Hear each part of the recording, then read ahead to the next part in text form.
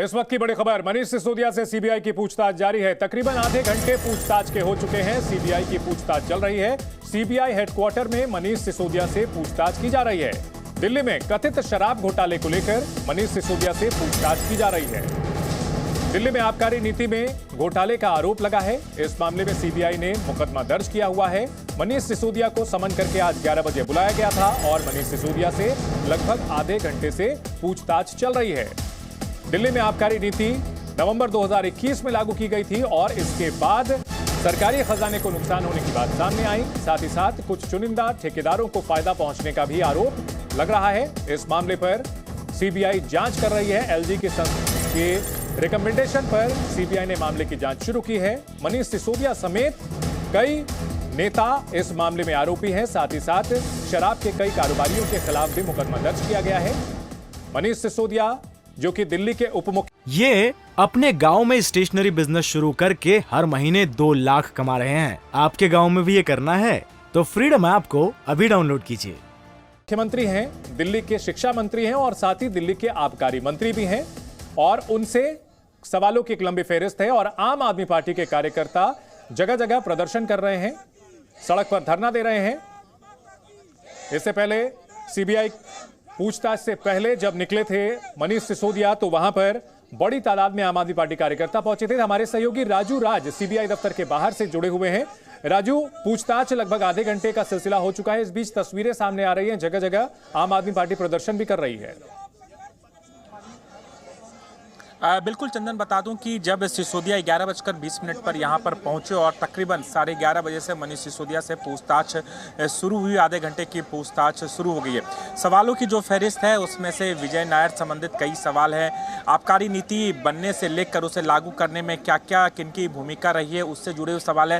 हालांकि इस पूरे मामले में 2 लोगों की गिरफ्तारी सीबीआई ने की है। एक शख्स की गिरफ्तारी, समीर महेंद्र की गिरफ्तारी ईडी ने की है। लेकिन जो प्रदर्शन की बात है, बता दूं कि यहाँ से ठीक आगे सीबीआई हेडक्वार्टर जहां से शुरू होता है वहां पर बैरिकेडिंग लगी हुई है और वहां पर 100 से ज़्यादा आम आदमी पार्टी के कार्यकर्ता है। कई बड़े नेता हैं, चाहे आतिशी हो, गोपाल राय हो, तमाम सोमनाथ भारती हो, तमाम नेता यहां पर मौजूद है। वहां पर सड़क पर ही बैठ गए, धरने पर बैठ गए। कहीं ना कहीं एक तरह से शक्ति प्रदर्शन करने की कोशिश आम आदमी पार्टी ठीक है, आम आदमी पार्टी की ओर से शक्ति प्रदर्शन करने की कोशिश की जा रही है राजू। वहीं बीजेपी की ओर से आम आदमी पार्टी पर लगातार बड़ा हमला किया जा रहा है और सिसोदिया के शक्ति प्रदर्शन पर वार करते हुए आम आदमी पार्टी पर यह आरोप लगाया है संबित पात्रा ने कि यह आपका जश्न भ्रष्टाचार है। सिसोदिया नौटंकी कर रहे हैं। बीजेपी नेता संबित पात्रा का आरोप, कहा कि सत्येंद्र जैन ने भी ऐसा ही ड्रामा किया था। कांग्रेस की तरह आपकी नौटंकी जारी है। आज सुबह से ही ड्रामा और आम आदमी पार्टी की नौटंकी हम सभी टेलीविजन के माध्यम से देख पा रहे हैं। अगर सही मायने में बोला जाए तो कांग्रेस और आम आदमी पार्टी के पापों का जो नौटंकी है वो एक ही किस्म का है। आज जिस प्रकार के ये जो सीन देखने को मिल रहे हैं आम आदमी पार्टी का, जो ड्रामा देखने को मिल रहा है, आप याद करिए चंद दिनों पहले ठीक इसी प्रकार का दृश्य राहुल गांधी और कांग्रेस पार्टी का देखने को मिल रहा था। आप सोचिए कितनी बड़ी नौटंकी पार्टी है कि जो लोग तथाकथित रूप से भ्रष्टाचार के खिलाफ लड़ने आए थे, आज वही सबसे कट्टर बेईमान पार्टी बन के उभरी है पूरे भारतवर्ष की। आज वही लोग भ्रष्टाचार के केंद्र बिंदु में स्थापित है। अगर वर्ल्ड कप होगा करप्शन का तो आम आदमी पार्टी उसमें दुनिया की नंबर 1 पार्टी साबित होगी, सिद्ध होगी। तो यह कहना आज अतिशयोक्ति नहीं होगा कि जिस प्रकार की दृश्य आज भारत देख रही है, ये आम आदमी पार्टी का सेलिब्रेशन ऑफ करप्शन, जश्न भ्रष्टाचार है। तो बीजेपी और आम आदमी पार्टी के बीच जुबानी जंग चल रही है और दोनों पार्टियों के प्रवक्ता हमारे साथ जुड़ चुके हैं। आम आदमी पार्टी की प्रियंका कक्कड़ और दिल्ली बीजेपी के प्रवक्ता आशीष सूद हमारे साथ जुड़ चुके हैं। प्रियंका जी, आपने सुना किस तरह से आरोप लगा रहे हैं, जश्न भ्रष्टाचार का आरोप लगा रहे हैं आप लोगों के ऊपर बीजेपी नेता। चंदन जी, सभी को नमस्ते। चंदन जी, ये आजादी की दूसरी लड़ाई है और इसमें हमें जवाब देना है बंगारू लक्ष्मण की पार्टी को, जिसके पास 18 स्टेट है, 9 जीते हुए और 9 खरीदे हुए, और एक में भी वो मुनाफे में नहीं है, जबकि वो अपनी जनता को कोई सुविधा नहीं देती। हमारी पार्टी जनता को फ्री बिजली, फ्री पानी, फ्री शिक्षा, फ्री महिलाओं को बस यात्रा, फ्री बेसिक इनकम कॉन्सेप्ट, ये सब लाने के बाद भी प्रॉफिट का बजट पेश करती है और पूरी कंट्री में सबसे लीस्ट इन्फ्लेशन है दिल्ली में 4% पर।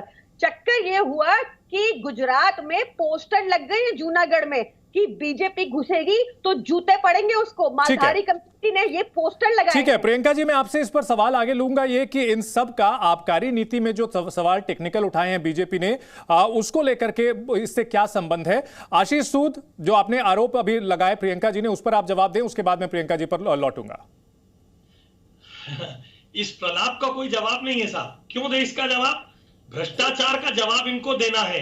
ये जो बातें कर रहे हैं, दिल्ली मुनाफे में है, दिल्ली की पुलिस के पैसे केंद्र सरकार देती है, दिल्ली में 23,000 बेड है हॉस्पिटल के, 10,000 बेड अगर केंद्र सरकार के ना हो तो दुर्दशा हो जाए दिल्ली की। कोविड की दूसरी वेव में देखा था। इसलिए ये ज्यादा प्रलाप करना छोड़ दें। ये बताओ, मनीष सिसोदिया ने 140 करोड़ रुपए किसको माफ किए और क्यों माफ किए, किससे पूछकर माफ किए? ये बताओ कि जो एक्साइज का पैसा जो पहले एक बोतल पर 365 रुपए दिल्ली सरकार को आता था, वो 32 रुपए पर क्यों किया? इसमें कितना घोलमाल हुआ उसका हिसाब दो। ठीक है, ठीक है, यही बात प्रियंका जी, जो आरोप है आबकारी नीति को लेकर, बीजेपी बार बार ये कह रही है कि आप लोग शिक्षा को ले आते हैं बीच में, दिल्ली के बजट को ले आते हैं, लेकिन आबकारी नीति में अनियमितताओं की जो बात है, जो पॉइंटेड क्वेश्चंस हैं, उसके जवाब नहीं देते हैं। चंदन जी, बंगारू लक्ष्मण जी की पार्टी को मैं सिर्फ इतना बताना चाहूंगी कि यही आबकारी नीति हमने पंजाब में अपनाई और 6 महीने के अंदर 4,000 करोड़ का मुनाफा बनाया और उसी लिए हम पंजाब की जनता को 300 यूनिट बिजली मुफ्त दे पा रहे हैं। पर ये थोड़ा प्रियंका जी, बीच में आपको रोकना चाहूंगा, माफी चाहूंगा बीच में, लेकिन रोकना चाहूंगा। जब ये पॉलिसी दिल्ली में लागू की गई, आप लोगों ने 1500 करोड़ के आसपास का दावा किया कि दिल्ली की सरकार को मुनाफा हुआ है। उस वक्त आपकी पार्टी के तमाम बड़े नेताओं ने ये दावे किए, लेकिन उसमें से 980 करोड़ रुपए जो थे वो रिफंडेबल डिपॉजिट के थे। दिल्ली सरकार में वो पॉलिसी क्यों नाकाम हो गई, क्यों घाटा हुआ सरकार को? चंदन जी, बंगारू लक्ष्मण जी की पार्टी को यह बताइए कि जिस दिन पास होनी थी पॉलिसी, उसके एक दिन पहले नई कंडीशंस लगा दी बंगारू लक्ष्मण जी की पार्टी ने, जिस वजह से ये पॉलिसी वापस लेनी पड़ी। बंगारू लक्ष्मण जी की पार्टी हंसना बंद करे। बंगारू लक्ष्मण प्रियंका जी, बंगारू लक्ष्मण जी की पार्टी सुनिए। बंगारू लक्ष्मण ठीक है, बंगारू लक्ष्मण जी की पार्टी। प्रियंका जी, देखिए, रेटोरिक एक बात है, पॉलिटिकल स्टेटमेंट एक बात है, लेकिन जो सवाल हैं, ठीक है आशीष जी, आप अपनी बात पूरी करें, उसके बाद मैं अगला सवाल लूंगा। जिसको अपनी विधानसभा में नहीं बता पाया, शिक्षा का मॉडल अपनी विधानसभा के लोगों को नहीं बता पाया। 3200 वोट से जीता मनीष सिसोदिया, एक अनजान से रवि नेगी से। आ गई है यहाँ पर चोरों और भ्रष्टाचारियों की जमात ले, यहाँ आकर हमसे जवाब मांगेंगे।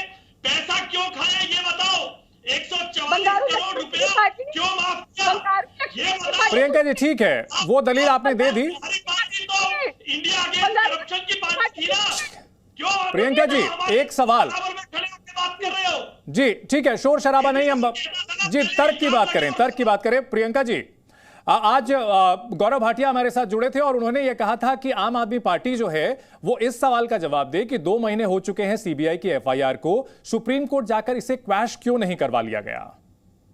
बंगारू लक्ष्मण जी की पार्टी को ये बताइए कि हम किसी भी, ये आजादी की लड़ाई है दूसरी, हम किसी भी आरोपों से नहीं डरते। हमारा बंगारू ठीक है आशीष जी, बात सुन लेते हैं। ठीक है आशीष जी, चलिए आशीष जी, बात सुन लेते हैं। और प्रियंका जी, हो चुका, एक ही बात 10 बार बोल के नहीं, उससे कुछ फैक्ट्स पर आ जाते हैं। ठीक है, इस वक्त की बड़ी खबर अपने दर्शकों को बता दें। 8 दिसंबर तक मनीष सिसोदिया को जेल में रखेंगे, ये अरविंद केजरीवाल का ट्वीट है। अरविंद केजरीवाल ने ट्वीट किया है और कहा है कि 8 दिसंबर को गुजरात के नतीजे आएंगे, ये लोग तब तक मनीष को जेल में रखेंगे ताकि मनीष गुजरात चुनाव में प्रचार के लिए ना जा पाए। अरविंद केजरीवाल, जो कि मनीष सिसोदिया के पक्ष में लगातार ट्वीट कर रहे हैं, मजबूती से उनके साथ खड़े हैं और उन्होंने लिखा है कि 8 दिसंबर को गुजरात के नतीजे आएंगे, ये लोग तब तक मनीष को जेल में रखेंगे ताकि अब ऐसे में बड़ा सवाल यह होता है कि अभी गुजरात चुनाव को लेकर के चुनाव आयोग की तरफ से तारीखों का ऐलान भी नहीं किया गया है, लेकिन अरविंद केजरीवाल की ओर से एडवांस में बता दिया गया है कि 8 दिसंबर को नतीजे आएंगे और 8 दिसंबर तक जेल में रखा जाएगा। प्रियंका जी, ये एडवांस में इंफॉर्मेशन कैसे मिल जाती है, पहले कैसे पता चल जाता है अरविंद केजरीवाल जी को? चंदन जी, उन्होंने अब तक जो भी बात कही है, चाहे वो सत्येंद्र जैन के अरेस्ट की हो, चाहे मनीष जी के अरेस्ट की हो, ये भी देखना सच निकलेगी। इतना तो पॉलिटिक्स में उनको अब काफी एक डेकेड से ऊपर हो गया है, इतना खबर तो आ ही जाती है। सीएम है, एक स्टेट हम और जीते हुए हैं, तो ये कोई बड़ी बात नहीं है। जी नहीं, सवाल ये है कि इस मामले को लेकर के कानूनी प्रक्रिया चल रही है, एजेंसी अपना काम कर रही है, जो गड़बड़ियां हैं पॉइंटेड बताई जा रही हैं, सरकारी खजाने को नुकसान हुआ है, बार बार ये बात आ रही है। अब शराब की बिक्री बढ़ी थी, वो भी उसमें ये बात भी तथ्य में है, फिर भी खजाने को नुकसान हुआ। आप कह रहे हैं कि एलजी ने एक दिन पहले नियम बदल दिए, तब धरना प्रदर्शन करते, कुछ दिन और लेकर के नई पॉलिसी लाते। चंदन जी, इससे बड़ा प्रूफ क्या होगा? हमने ये पॉलिसी इंप्लीमेंट की पंजाब में और वहां पे 4000 करोड़ का मुनाफा ऑलरेडी 6 महीने में हो गया। उससे बड़ा प्रूफ क्या होगा? यहाँ पे लीगल टेक्निकलिटीज रहती है यूटी की, उसको जांच चल रही है, जांच का विषय है, देख लीजिएगा। हमारे पास 180 केसेस लगे हम पे। बंगाली लक्ष्मण की पार्टी चुप रहे, बात करने दे मुझे। प्रियंका जी, तर्कों के आधार पर करें, ठीक है, भाषा की मर्यादा को बनाए रखें। आपने जो दावा किया है पंजाब को लेकर के, ठीक है, वो अभी उसको लेकर के मैं कुछ नहीं कमेंट करूंगा, लेकिन बार बार सवाल यही खड़ा किया जा रहा है। जो 2-3 चीजें कही जा रही हैं कि 144 करोड़ का बेजा फायदा पहुंचाया गया, साथ ही साथ जो कंपनियां थी उनको अलग तरीके से फायदा पहुंचाया गया।